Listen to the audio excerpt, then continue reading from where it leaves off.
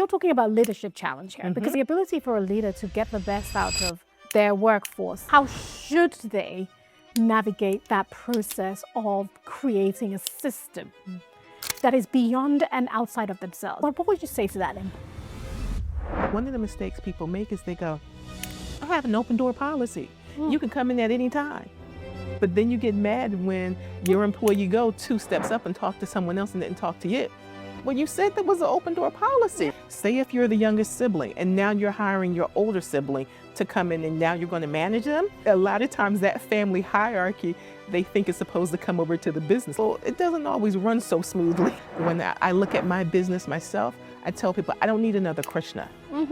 I need my employees. I need another Samuel. I need someone who's not like me, who can see things that I'm not seeing, who can think differently from me and even challenge me. My leadership style is, she can be trusted. Well, thank you for joining us again, and welcome to the Black Business Life podcast, where we are amplifying Black innovation, culture, and excellence. And we do so loud, proud, and authentically.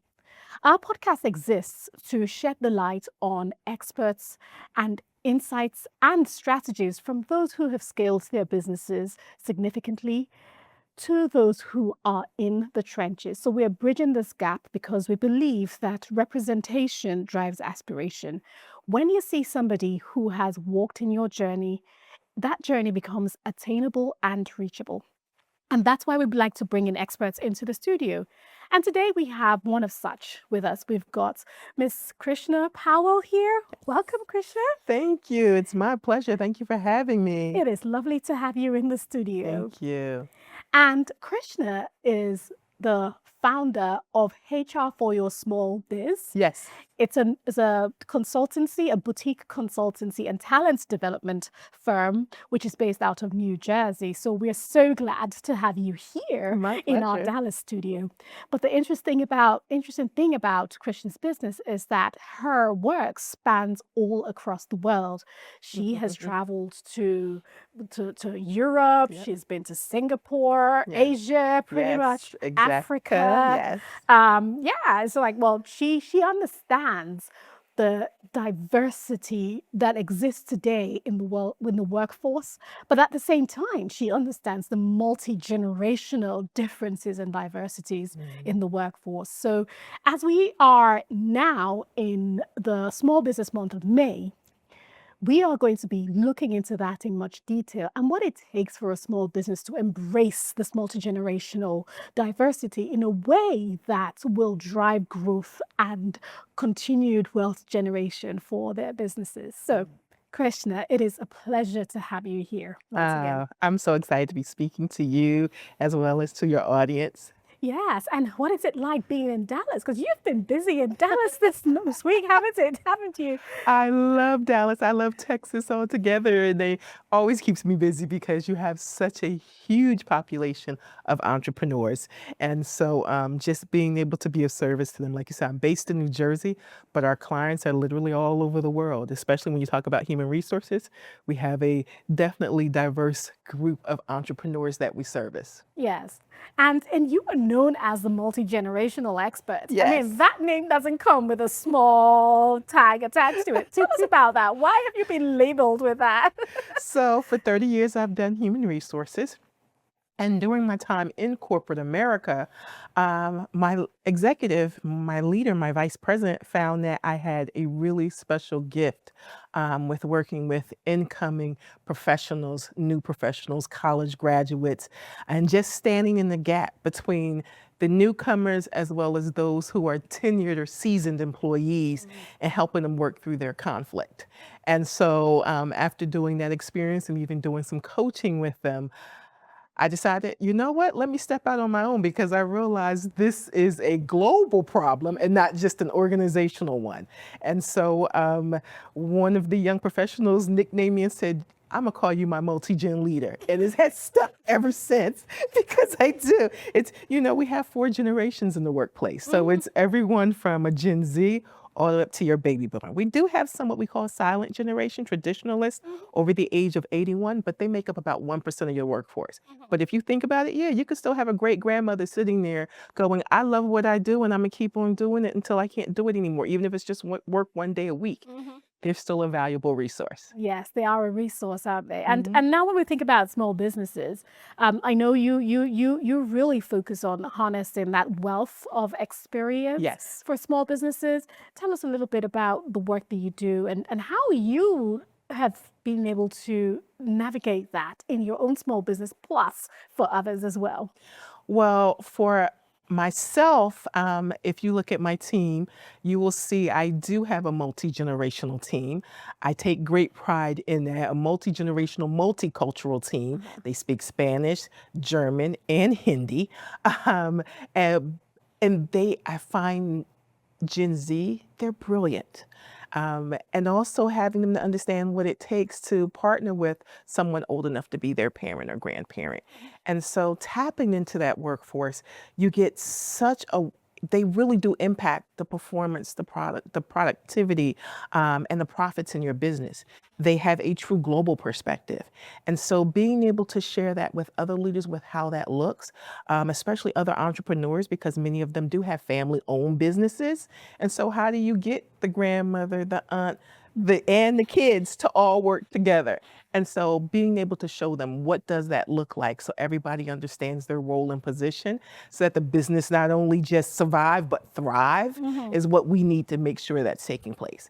And so I use my HR background to make sure they're meeting their legal requirements, but also helping them to understand how do they fit in together role-wise? How does it benefit and grow the business? And if it's not benefiting the business, then I tell them we don't need to have the role. It need to, that was what the young people say, the math ain't mathing. So we need to math, even when it comes to having employees and making sure, sometimes people hire for the sake of hiring. I need you to make sure you have the right person in the right job at the right time. And that's what we need to do. And then looking at all of that, that role should be generating revenue into your business or contributing to revenue generating in your business, even if it isn't a direct correlation. Are they making your life easier so you as the CEO can go out there and grow your business? That's a very interesting point because many of our small business owners cannot afford to hire, right? You can't afford to go out there and hire the experts that you need.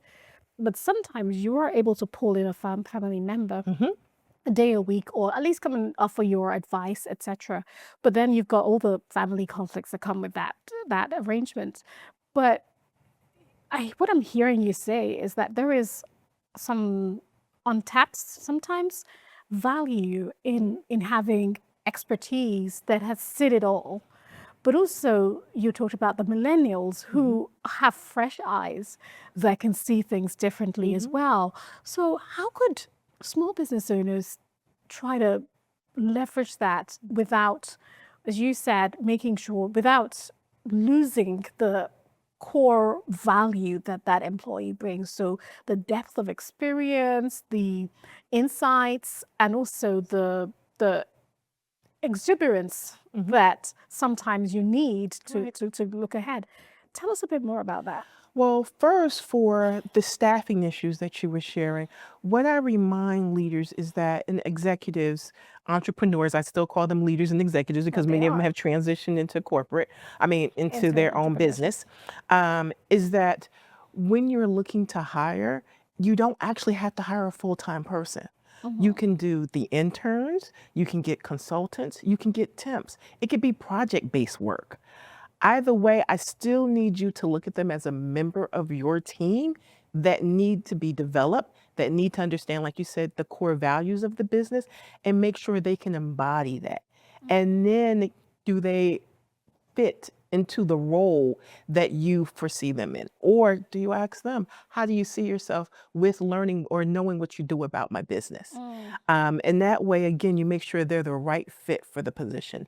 That is key because that's one of the biggest mistakes we make. Yeah, absolutely.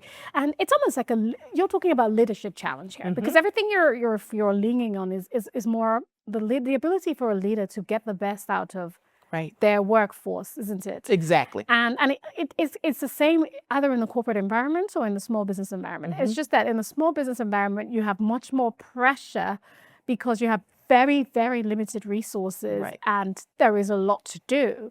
Whereas in the corporate environment, at least you've got the corporate cushion. But either way, as a leader, you are trying to get the best out of your employee Right. or of your team.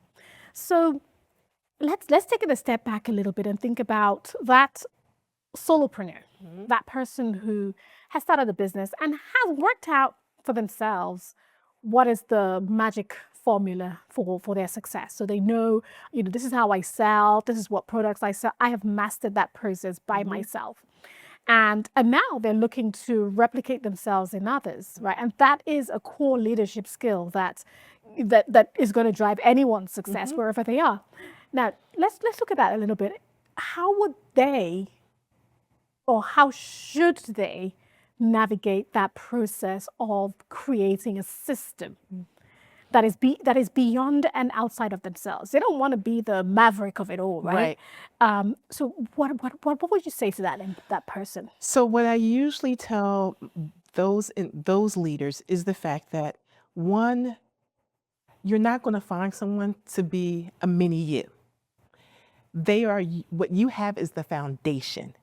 I need you to be open enough to say, can someone build off of this foundation that I've created? So you have the formula of, like you said, this is how I sell, but still be open to hearing from a new professional coming in going, have you thought about doing it this way? Can we try that way?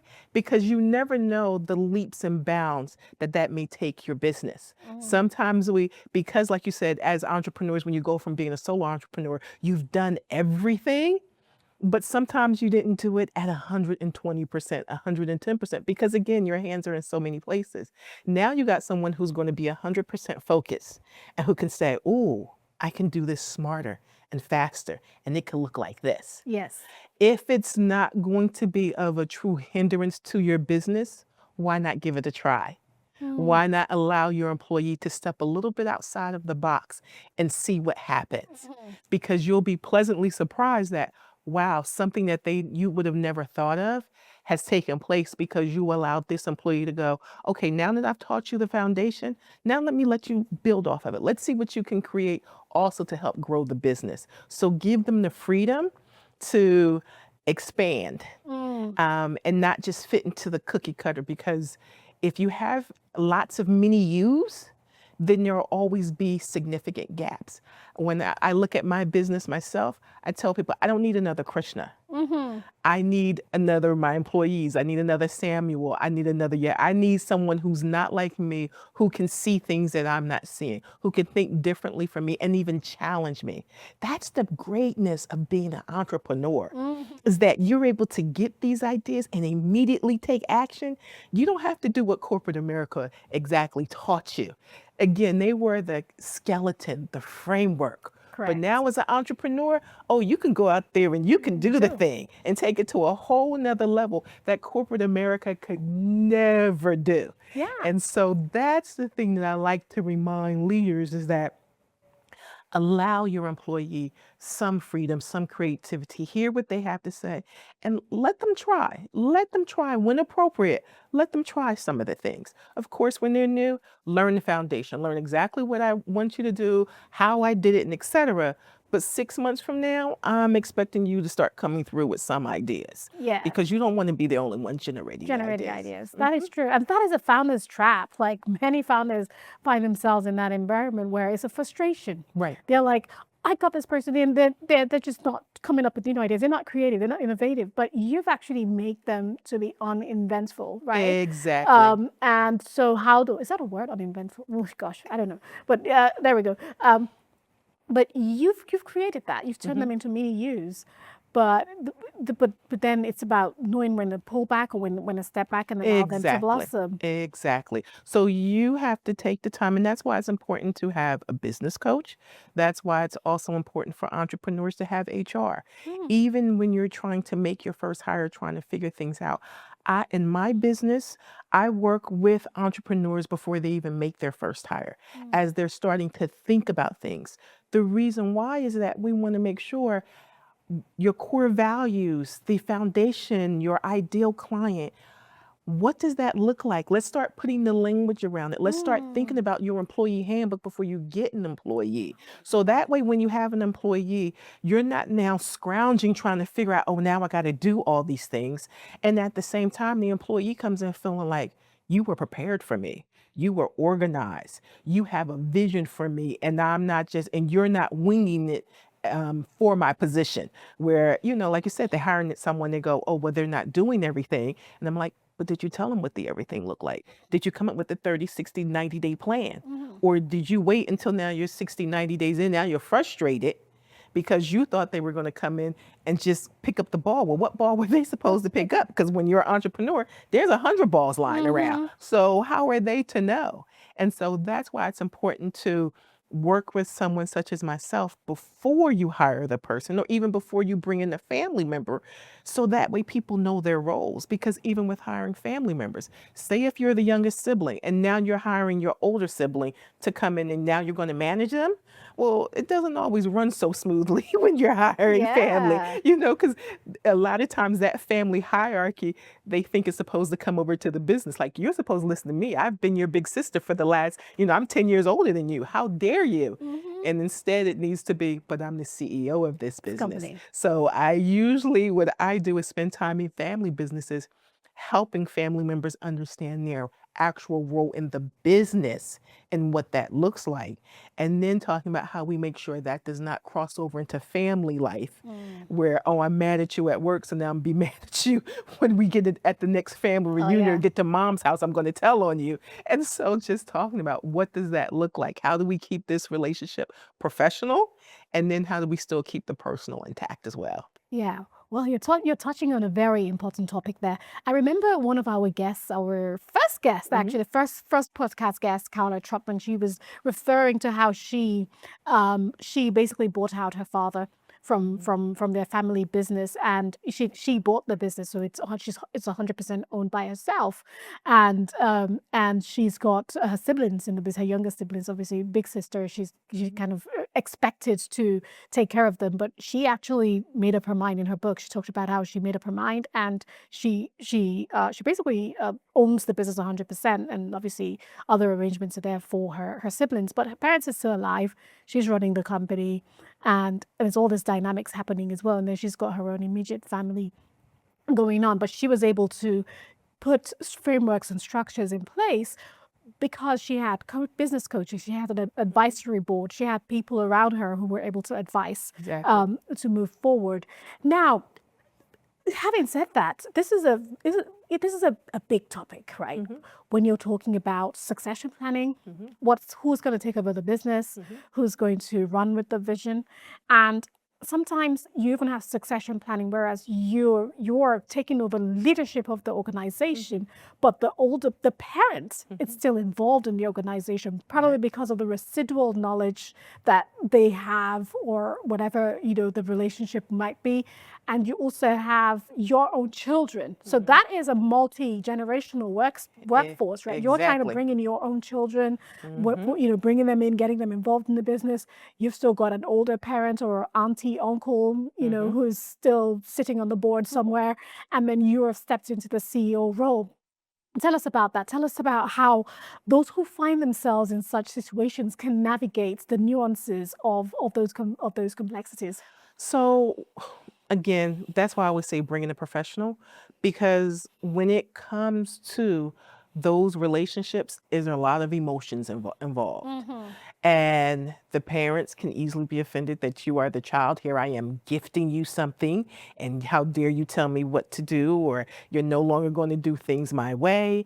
And so one of the things I tell those in that position to do is everybody need to come to the table together and have a conversation, and have someone to even potentially facilitate that conversation, not necessarily it be you, the CEO, because again, a lot of emotions are involved, especially when you look at a family business that your father, your aunt, or whomever have put their blood, sweat, and tears into for 20, 30 years. It can be difficult. That's like pulling a child away from its parent, that they're like, you're taking my baby from me. And so it's important that you have the conversation to say, okay, let's talk about what your role and responsibility is going to be through this transition. How long do you plan to be in the business? Is this just, hey, within 2 years, I'm going to be out? Or, hey, I'm going to be involved until I'm no longer breathing? And then for the children, the biggest challenge I find for when children are involved, or, and they're adults, of course, but when I say children, like you're talking about those three generations, the children or grandchildren, is that to be open to hearing from them and giving them the option, do you want to be a part of the business? Because one of the biggest challenges I find is that there's usually one or two children who go, I didn't want to be in this in the first place. You made me be a part of this. And so, and you put me in a position of being a manager or a leader here, and now I'm managing staff, and I don't want to do this. And it's showing in regards to their leadership style. Yeah. What a lot of leaders forget and entrepreneurs forget is that when we look at the culture and when we think about culture, culture is literally the leadership experience that employees have. That's what makes up the culture of the organization. And so if you have someone in a role that didn't want to be in that role in the first place, you're going to have problems when you actually bring in staff. And so that's why it's important to bring everybody to the table to see how they fit. How do they see themselves fitting? Because you can have one thing in mind, but they have something else in mind. Yes. And then when you do it that way, then you really get them engaged and invested in the success of the business, because then they're able to say, I had a say. I contributed to this. And that's what you want. You want everybody to be just as engaged as you are, not just because it's the family business, but because it's a part of them as well. Yeah, I like what you say there. I like you said, culture is the leadership that you bring into the organization. And that is so true. Sometimes we don't think about that. We're like, oh, I don't like the culture here. Oh, I want to go create my own culture. But to the business owner, the culture of your organization is as good as your leadership. Right. If you are struggling with an area of leadership, that becomes what the culture is going to Exactly. struggle with.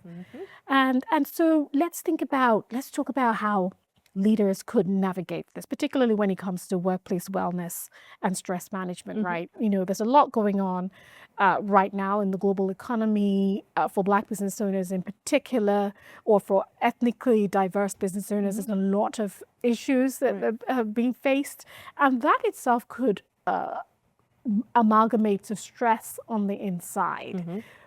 And so, if you, for the owner of an organization, or the leadership within an organization, the culture you build, if I'm taking your words for it, is dependent on you, Right. the leadership that you have. What would you say to that sort of leader who intentionally wants to build the right culture, but how do they figure out the blind spots that they have before it gets projected as the organizational So culture? first, it's important to acknowledge what your strengths are. Write down what are the things you're really good at. What are some of the things that people have told you? Why do you think people have followed you in your career, or when you were working in other organizations? Why did they want to be on your team? Why did they want to work by your side? Know what your strengths are. And then take a look and say, okay, now that I know what my strengths are, this is going to be the easy part of setting the foundation. But now let me think about, what are my shortcomings? Is it that I can be impatient at times? Is it that I move at lightning speed and can easily leave someone behind?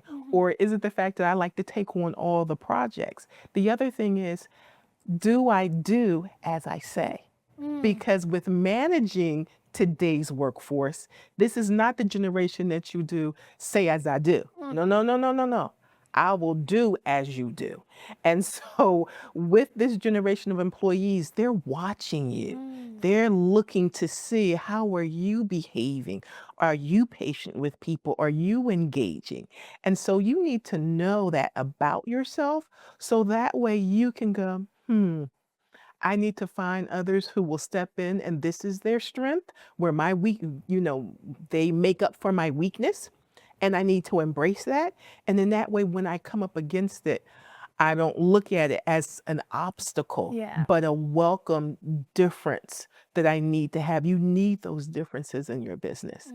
And with knowing that, again, that's what makes the foundation and will help you to have a strong culture, because they know not only, hey, Krishna knows her shortcomings, but also Krishna is able to admit what her shortcomings are.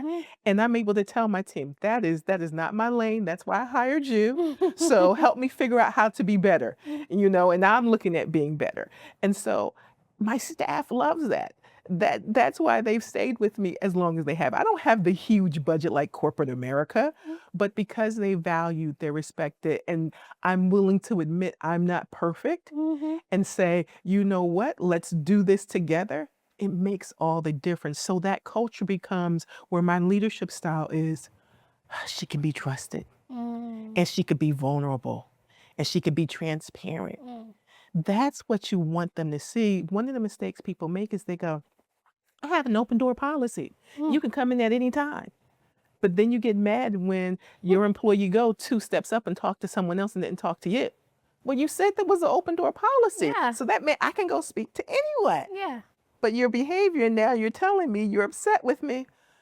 You really don't have an open door policy. So say what you mean what you say, and then do that thing. So then others can say, I trust you. When she says this, she means this, and she's going to do that thing. Yeah, but it's a very tough thing. It's a very tough thing to do.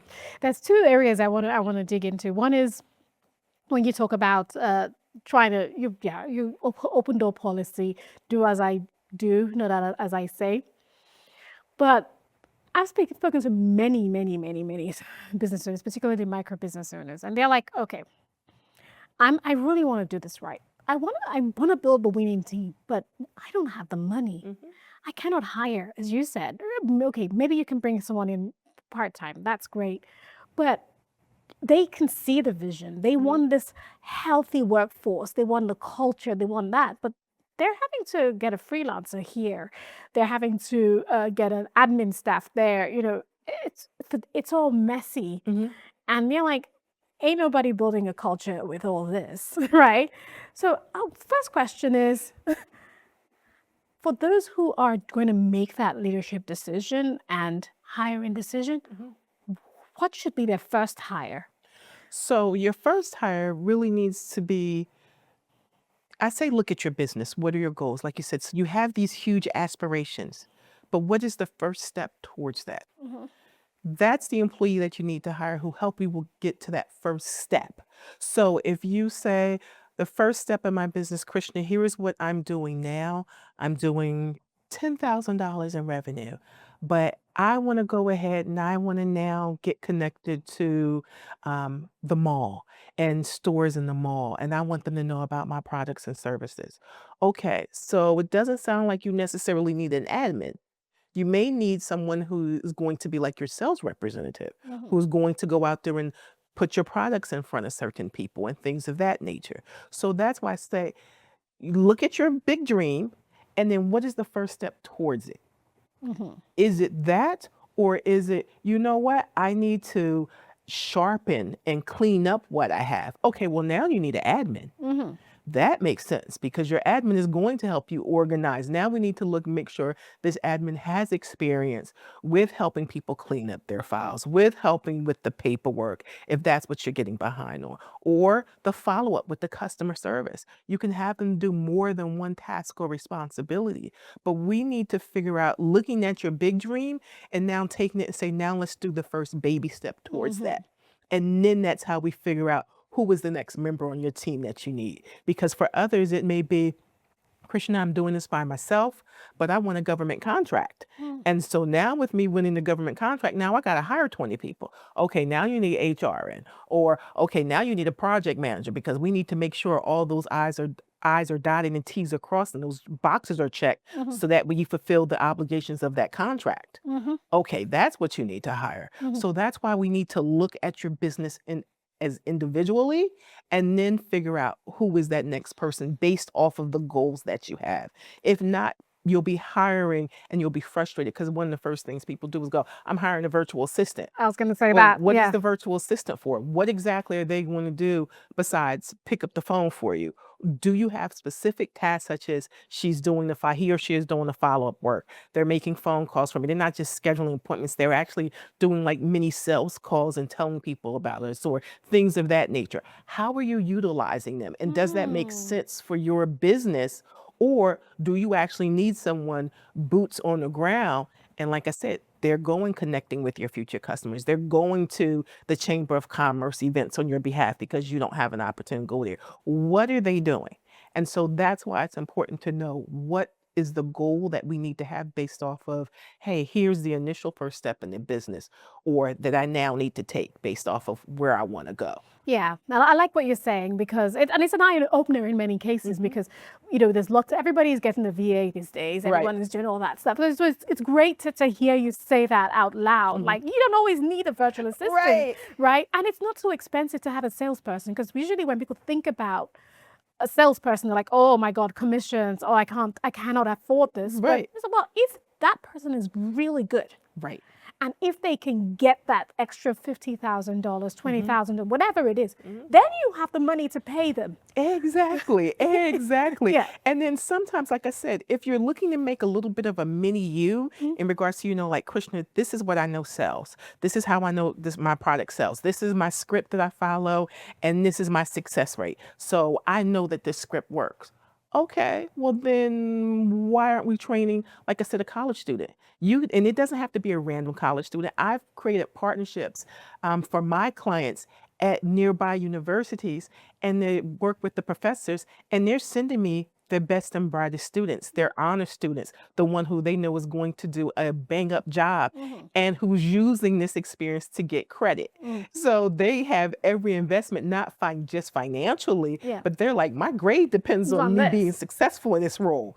And so they're coming in for anywhere from 3 months to 6 months to help you and doing that work for you. So marketing, project managers, those types of individuals, do not skip over this new generation of employees that you have. When I tell you, I've had my clients are seeing some phenomenal progress in their business, and they have hired a college student or someone with not as much experience. Because here's the advantage. They don't have all the barriers of this is how it was done in this organization. I don't know why. You got a clean slate to groom, develop, and really have them to embrace and understand your business. Take advantage of that. Yeah, and they have the willingness to do the research. Right. They can go ask their friends, how did you do this? Look, Right. They've got that drive to try new things. And they have their professors, because they'll go to their professors and ask their professors, hey, this is what I'm working on. What do you think about this? And what are some ideas? And so now you got a professor with 30 years of experience now giving them information. You more or less end up with this huge knowledge, this knowledge base, shall I say, when you tap into these young professionals, these new professionals. And not only that, but also, and it's not just newbies, my baby boomers who have retired from corporate. They're like, I don't want to do corporate anymore, but if I can come and help your business and share the information that I have, they're into the knowledge transfer now. So those who have been laid off or who have, again, retired, 10,000 baby boomers a day are eligible for retirement. But they're not wanting to stop working, stop sharing what they've learned. Tap into them. There's so many different organizations, but all of those individuals can make a valuable contribution to your business. And again, it can be small project-based work. Here, I'm paying you $500 for X number of hours. Here is what I need you to accomplish. But that's why I say you need to talk to someone and say, let's meet with HR. Let me come up with the strategy on how I'm going to utilize my people or to utilize these individuals so I get not only what I want, but then hopefully I'll get more than what I even expected, much better than what I expected. And that's the way that we do it. Yeah. Oh, I really like what you're saying. I've been in that situation before. I think I was mentioning it where I was in the workplace, and it was a couple of retired gentlemen who had extensive knowledge of the railway industry that you couldn't even cram into your brain, but they had done it for over 40, 50 years. Right. And they would just come in for a day a week to figure out the data. Right. See, exactly. And then what would take someone else weeks and months to do, they can sit there in one day and you're just like, wow, okay. Yeah. And that's what we need. That's why it's so important to have the multi-generational workforce, because every generation brings something. Yes. Don't get stuck in it has to look like this. No, it doesn't have to look like this. They don't necessarily have to be that. Let's see what else is out there for you. And as an entrepreneur, you have the opportunity to take advantage and not miss, because corporate is missing a lot of that. They're overlooking those in folks. It won't be until they really need them, which is now they're starting to consider young professionals, because again, 10,000 baby boomers a day are leaving, that they're like, oh my God, I now need to tap into this new talent. Well, for you, easy as an entrepreneur, you're right there. You can put your hands on them today. Yes. Take advantage of it. Take advantage of it. So you're hearing that straight away from the HR expert. She's telling you, take advantage of the multi-generational workforce that we have out there. So I'm gonna throw a curveball question. I've got one final question, but this one is a curveball one, because someone out there is going to be thinking, oh yeah, you're right, but AI can do all these things for me. I can just train a bot. You'd be surprised. Yes, you're right. So here's what I'll say about AI. AI is a tool. It's a good assistant. It is not the be all to end all. Right. One thing about AI is that AI can only answer the questions that you know to ask.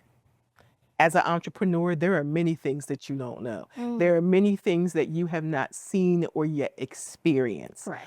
That's why you do need key people. You need access to an HR person. You need access to a business coach. You need access to a type of mentor, because there are things that you just don't know, just can't foresee. And even if you ask AI to give you a few scenarios and say, well, is there something I'm missing? It's still not going to cover everything. And there's nothing like having someone that has walked in your shoes or has access to people who have walked in your shoes. So I tell my clients all the time, I don't know it all, but what I do have is a phenomenal network. And so if I don't know the answer, I know someone that does, that I can put you in touch with. I know someone who has walked in your shoes, who has had successes and failures that you can learn from. That's the difference. So AI is the tool to get you started and a little warmed up, but to really carry it through, there's still nothing like that human touch. Absolutely. So we need both. We need artificial intelligence, but we need human intelligence. Yes, so indeed. you need that We need both. combination. Do not think. And that's what I tell leaders to go, well, I don't need AI. You still need AI. Because again, sometimes you can get information, data fast to process, things of that nature. But there's still nothing like having that person comb through it to make sure, okay, here was what really relates to the business right now, or here's what should immediately be implemented into the business that we can do today. Yeah. You know, that's what you're going to miss. And so there's value in both of them. But no, you can't just depend on AI to run your business. If you do, here is the other challenge. Then you're going to be cookie cutter. Why do I need you? Yeah. If you're going to follow AI, then why do your client need you? Yeah, exactly. What makes the difference is the humanity that you put behind it.